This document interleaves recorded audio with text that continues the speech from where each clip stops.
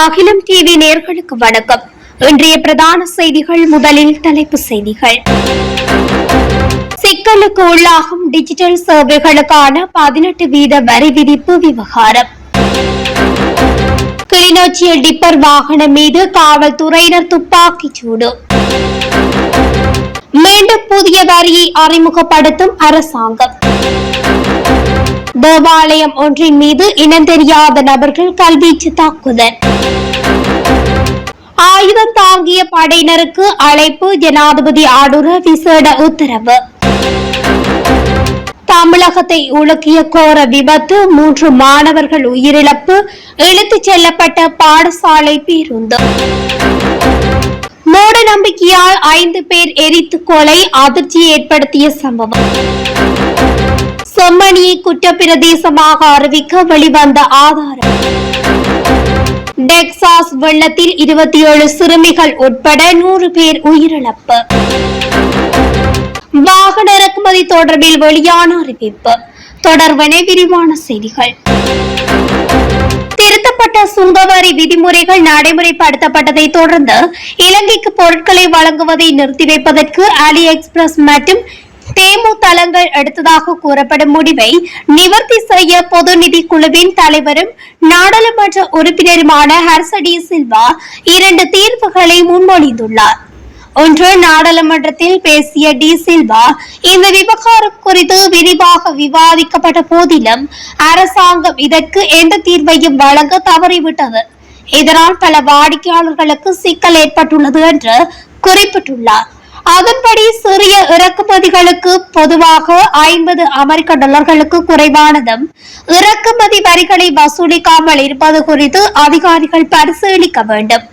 அல்லது ஒப்புக்கொள்ளப்பட்ட வரம்பை மீறும் பொருட்களுக்கு பெயரளவு வரியை விதிக்க வேண்டும் என்று நாடாளுமன்ற உறுப்பினர் கூறியுள்ளார். உலகெங்கிலும் உள்ள பல நாடுகளில் சிறிய பார்சல்களுக்கு வரி விலக்கு அளிக்கப்படும் டி மினிமைஸ் முறை நடைமுறையில் உள்ளது என்று அவர் குறிப்பிட்டுள்ளார். எனவே டிஜிட்டல் வணிக வலைதளங்கள் மூலம் நடைபெறும் பரிவர்த்தனைகள் வணிகத்தில் இருந்து வணிகத்துக்கு அல்லது வணிகத்தில் இருந்து நுகர்வுக்கு வகையின் கீழ் வருகிறதா என்பதை அதிகாரிகள் முதலில் தீர்மானித்து பின்னர் ஒரு வரம்பை நிர்ணயிக்க வேண்டும். தேவைப்பட்டால் அதிகாரிகள் 5 தொடக்கம் 15% என்ற விகிதத்தில் இறக்குமதி வரியை விதிக்கலாம். வரிக்கு வரி HS குறியீடு வரியை நடைமுறைப்படுத்துவது, ஒவ்வொரு வாடிக்கையாளரின் வரி செலுத்துவோர் அடையாள எண்ணை அதிகாரிகள் பெற வேண்டும். எனவே HS குறியீடுகளின் அடிப்படையில் தனிப்பட்ட பொருட்களுக்கு வரி விதிப்பது நடைமுறைக்கு மாறானது என்று டி சில்வா குறிப்பிட்டுள்ளார்.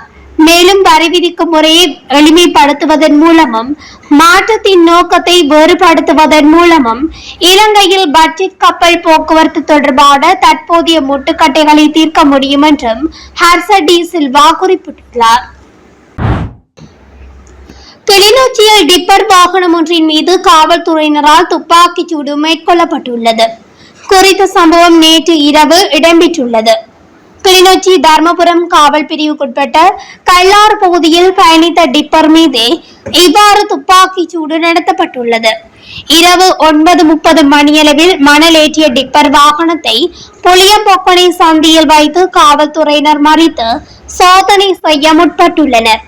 இதன்போது காவல்துறையினரின் சமிக்ஞையை மீறி சென்ற டிப்பர் வாகனம் சென்ற நிலையில் காவல்துறையினரால் துப்பாக்கிச் சூடு மேற்கொள்ளப்பட்டுள்ளது. காவல்துறையினரின் துப்பாக்கி பிரயோகத்தில் டிப்பர் வாகனம் நிறுத்தப்பட்ட நிலையில் வாகன சாரதி தப்பியோடியுள்ளதாக தெரிவிக்கப்படுகின்றது. இதையடுத்து மணல் மற்றும் டிப்பர் வாகனத்தை மீட்ட காவல்துறையினர் சாரதியை தேடி வருவதுடன் மேலதிக விசாரணைகளை மேற்கொண்டு வருவதாக தெரிவித்துள்ளமை குறிப்பிடத்தக்கது. இலங்கையில் 2027 ஆண்டு முதல் சொத்து வரியை அறிமுகப்படுத்த அரசாங்கம் திட்டமிட்டுள்ளதாக சர்வதேச நாணய நிதியம் தெரிவித்துள்ளது. அதற்கமைய குறித்த வரிமுறை 2027 ஆண்டின் முதல் காலாண்டில் அறிமுகப்படுத்தப்படும் என்று எதிர்பார்க்கப்படுகிறது. சர்வதேச நாணய நிதியம் இலங்கை குறித்த அதன் சமீபத்திய அறிக்கையில் இந்த விடயத்தை சுட்டிக்காட்டியுள்ளது. புதிய சொத்து வரியை செயல்படுத்த தேவையான ஆரம்ப நடவடிக்கைகள் ஏற்கனவே ஆரம்பிக்கப்பட்டுள்ளன. மேலும் தரவு சேகரிப்பில் சிறிது தாமதம் இருந்தாலும் செயல்முறை செப்டம்பர் மாதத்துக்குள் நிறைவடையும் என்று சர்வதேச நாணய நிதியம் தனது அறிக்கையில் சுட்டிக்காட்டியுள்ளது. அதற்கமைய சொத்து மதிப்புகளை மதிப்பிடுவதற்கும் வரிகளை கணக்கிடுவதற்கும் ஒரு டிஜிட்டல் தரவுத்தளம் உருவாக்கப்பட உள்ளது. மேலும் 2026ஆம் ஆண்டு இறுதிக்குள் அனைத்து தொடர்புடைய தரவுகளும் தயாரிக்கப்பட்டு இறுதி செய்யப்பட வேண்டும் என அறிக்கையில் குறிப்பிடப்பட்டுள்ளது. 2027ஆம் ஆண்டில் இந்த புதிய வரியை செயல்படுத்துவதற்கு சொத்து வரி முறைகள் குறித்த ஒரே நேரத்தில் விவாதங்கள் அவசியம் என்று சர்வதேச நாணய நிதியம் சுட்டிக்காட்டியுள்ளது. பதுளை மேககிவுல பிரதேசத்தில் உள்ள தேவாலயம் ஒன்றின் மீது இனம் தெரியாத நபர்கள் சிலர் கல்வீச்சு தாக்குதல் நடத்தியுள்ளதாக கந்துகட்டிய போலீசார் தெரிவித்தனர். இந்த சம்பவம் நேற்று மாலை இடம்பெற்றுள்ளதாக போலீசார் தெரிவித்தனர். தாக்குதலின் போது தேவாலயத்தில் இருந்த போதகரின் மனைவி, சிறுவன் மற்றும் பெண்ணொருவர் காயமடைந்துள்ளதாக போலீசார் தெரிவித்தனர். காயமடைந்தவர்கள் மேககிவுல வைத்தியசாலையில் அனுமதிக்கப்பட்டுள்ளதாக போலீசார் தெரிவித்தனர். தேவாலய உரிமையாளருக்கும் அயல் வீட்டார்களுக்கும் இடையில் நீண்ட காலமாக முரண்பாடு ஏற்பட்டு வந்துள்ள நிலையில் இதற்கு முன்னரும் பல தடவைகள் தேவாலயத்தின் மீது தாக்குதல் நடத்தப்பட்டுள்ளதாக போலீசார் தெரிவித்தனர். இந்நிலையில் இது தொடர்பான மேலதிக விசாரணைகளை கந்துகட்டிய போலீசார் மேற்கொண்டு வருகின்றனர். நாடளாவிய ரீதியில் பொது அமைதியை நிலைநாட்டுமாறு அனைத்து ஆயுதம் தாங்கிய படையினருக்கும் அழைப்பு விடுத்து ஜனாதிபதி அனுரகுமார் திசாநாயக்க விசேட உத்தரவு பிறப்பித்துள்ளார்.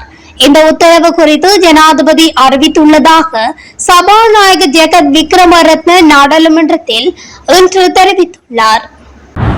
இந்தியாவின் கடலூர் மாவட்டம் செம்மங்குப்பம் அருகே தொடர்ந்து கடவை கடக்க முயன்ற பாடசாலை பேருந்து மீது தொடர்ந்து மோதியதில் 3 பேர் உயிரிழந்ததாக இந்திய ஊடகங்கள் செய்தி வெளியிட்டுள்ளன. தொடர்ந்து கடவையை கடக்க முயன்ற தனியார் பாடசாலைக்கு சொந்தமான பாடசாலை பேருந்தின் மீது திருச்செந்தூரில் இருந்து சென்னை நோக்கி சென்று கொண்டிருந்த தொடர்ந்து மோதியதில் இந்த விபத்து நிகழ்ந்துள்ளதாக தெரிவிக்கப்படுகின்றது. 3 உயிரிழந்துள்ளதும் 2 பேர் படுகாயமடைந்துள்ளதும் குறிப்பிடத்தக்கது. 50 மீட்டர் தொலைவுக்கு தூக்கி வீசப்பட்டுள்ளதாகவும் இந்திய ஊடகங்கள் செய்தி வெளியிட்டுள்ளன. இந்தியாவில் மூட நம்பிக்கையால் ஒரே குடும்பத்தைச் சேர்ந்த 5 பேரை கிராமத்தவர்கள் தீ வைத்து எரித்த சம்பவம் அதிர்ச்சியை ஏற்படுத்தியுள்ளது. பீகார் மாநிலம் பூர்ணியா மாவட்டம் டகோமா கிராமத்தைச் சேர்ந்த பாபுலால், இவரது குடும்பத்தினரான சீதா தேவி, மஞ்சத் ஓரன், பிராணியா தேவி, டஃபோ போஸ்மெட் மற்றும் ஒரு குழந்தை அனைவரும் ஒரே வீட்டில் வசித்து வந்தனர்.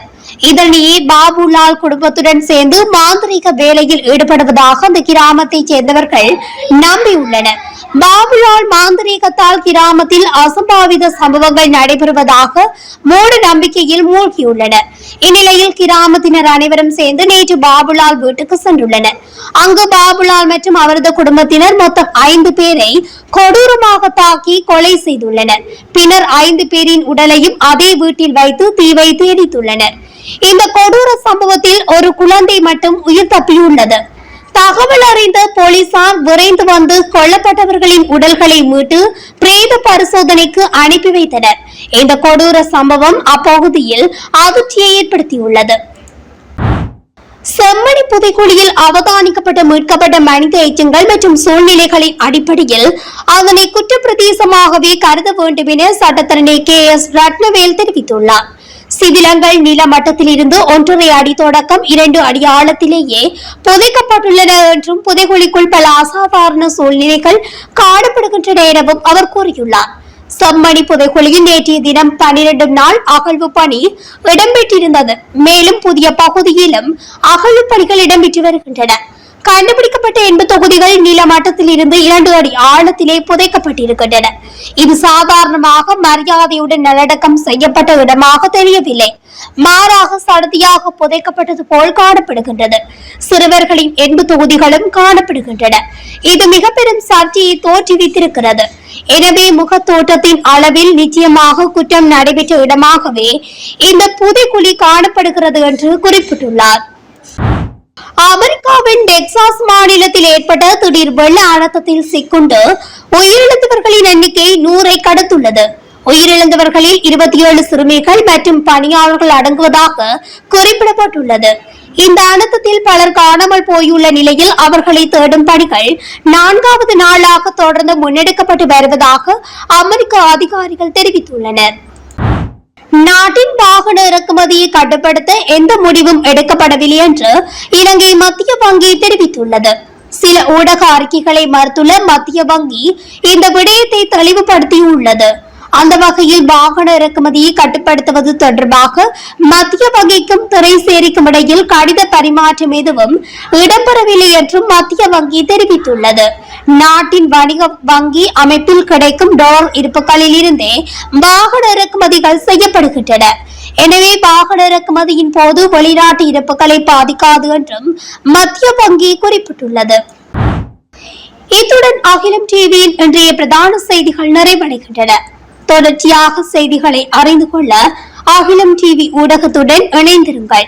நன்றி, வணக்கம்.